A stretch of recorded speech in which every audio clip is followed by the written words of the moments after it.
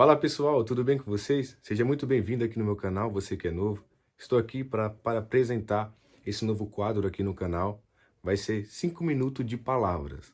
Vai ser saudações que eu irei trazer aqui. Vou pedir a Deus uma palavra e vou trazer aqui para vocês, tá bom? Esse novo quadro no canal. Eu espero que seja muito edificante, que transforme vidas, que vidas possam ser alcançadas. Esse é o propósito principal deste canal, onde Deus colocou no meu coração, é te ajudar a você viver a sua melhor versão como filho de Deus na terra. E então, que esse novo quadro venha falar ao seu coração. Vão ser 5 minutos de palavra. Somente na palavra deste vídeo agora que eu estou gravando, que vai ultrapassar os 5 minutos. Eu sei que o seu tempo é precioso, por isso eu quero ser bem rápido naquilo que Deus colocar no meu coração para trazer a vocês. A primeira palavra desse quadro vai ser Jó. Essa palavra tem queimado no meu coração sobre a história desse homem. Jó 42:2 diz assim, a palavra do Senhor: Bem sei eu que tudo podes, e nenhum dos teus pensamentos pode ser impedido. O versículo 5: Com meus ouvidos ouvi, mas agora te veem os meus olhos. Meus irmãos, quem foi Jó? Onde esse homem viveu? Jó, ele nasceu em Uz. Não sabemos em que período da história que Jó nasceu. No período patriarcal, no período de Moisés, nós não sabemos, a Bíblia não deixa isso claro. Sabemos que ele nasceu em Uz e que ele era um homem muito rico e muito temente a Deus, tinha uma família linda, tinha bens, era um homem alegre. Só que nós vamos observar que os filhos de Deus, eles vão se apresentar a Deus. E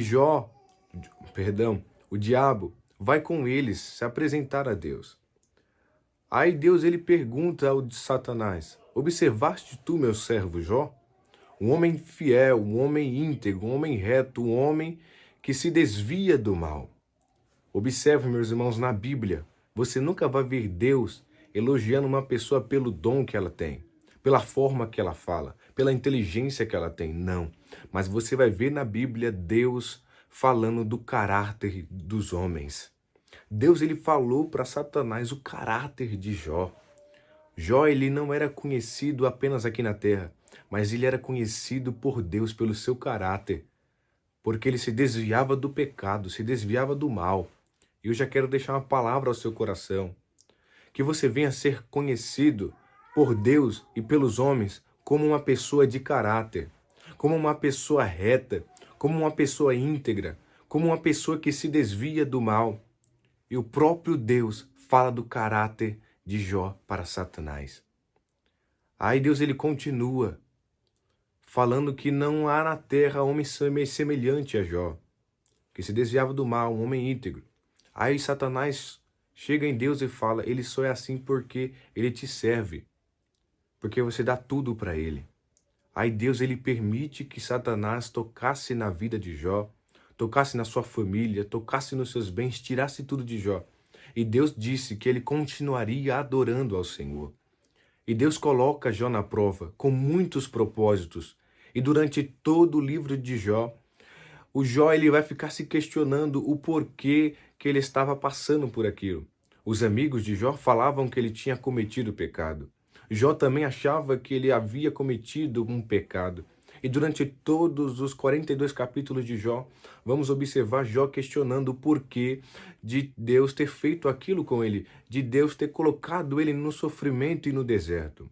Mas Deus tinha muitos propósitos. O maior propósito que Deus colocou Jó no deserto era fazer com que Jó entendesse que toda a honra e toda a glória e todo o poder é de Deus.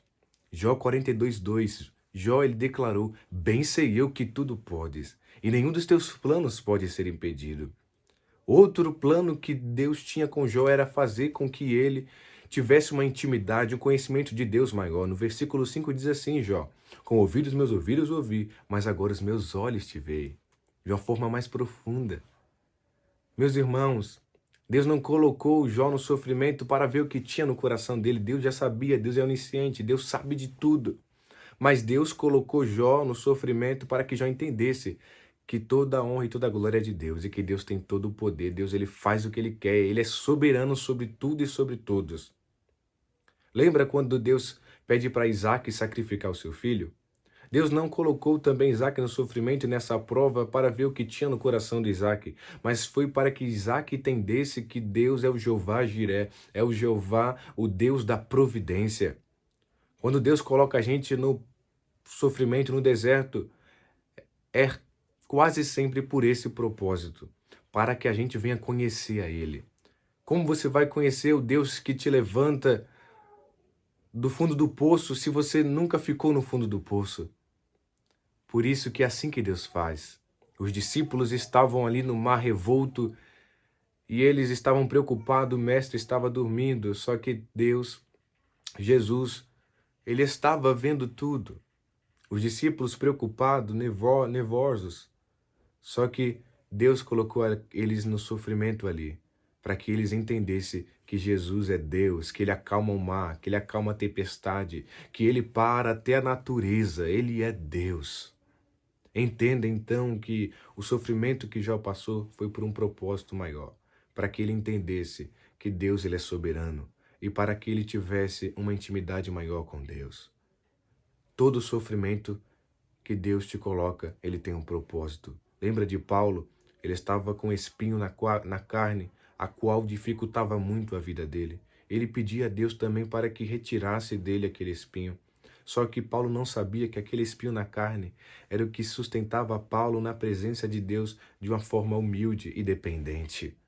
Porque se Deus tirasse aquele espinho da carne de Paulo, talvez ele poderia se ensoberbecer com todos os dons que Deus deu a ele. Por isso que Deus teve que colocar um sofrimento, teve que colocar um espinho na carne, para que Paulo dependesse de Deus. Fique com esta palavra.